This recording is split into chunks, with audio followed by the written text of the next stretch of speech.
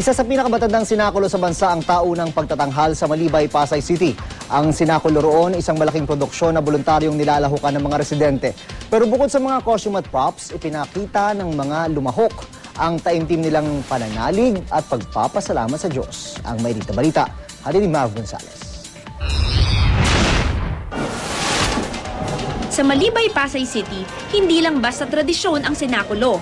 Kumpleto sa costume, props, makeup, at may live band pa. Dito na lang din nagpapalabas ng sinakulong makaluma pa ang salita. Sa iba kasi, diretsong Tagalog na lang ang ginagamit. Ang mga gumaganap naman sa palabas, lahat volunteers. Hindi naman yung pagmamayabang ang dito, sakripisyo kasi ito napakahirap. Tiro mo naman ang suot ko, basang-basa ka ng pawis, hindi ka makainom, kung nagugutom ka, hindi ka rin makakain.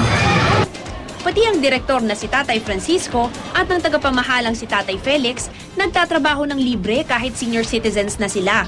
Sa ngayon, wala pa silang nahahanap na papalit sa kanila. Pipilitin po namin makahanap ng maaaring maipalit namin para dahil huwag lang mawala itong tradisyon nito. Aakalain mong profesional ang palabas dito. Pero ang totoo, sa tulungan lang ng mga tao at lokal na gobyerno na iraraos ang mahigit 100 taong tradisyon na ng sinakulo sa Malibay.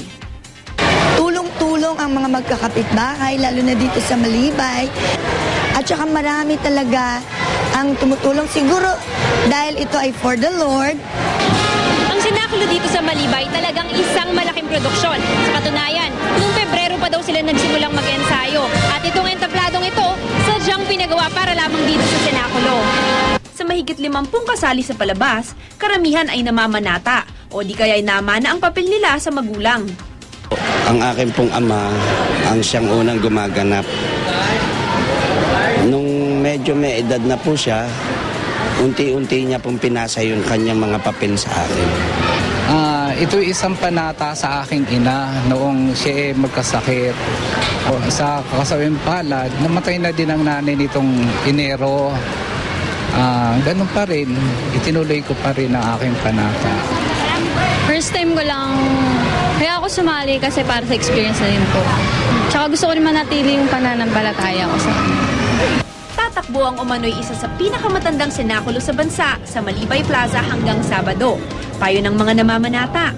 Higit sa pagdala ng kamera para kunan ng palabas, sana din daw magdala ng mapagkumbabang puso, mataimtim na dasal, at taus-pusong pasasalamat sa Diyos ngayong Semana Santa.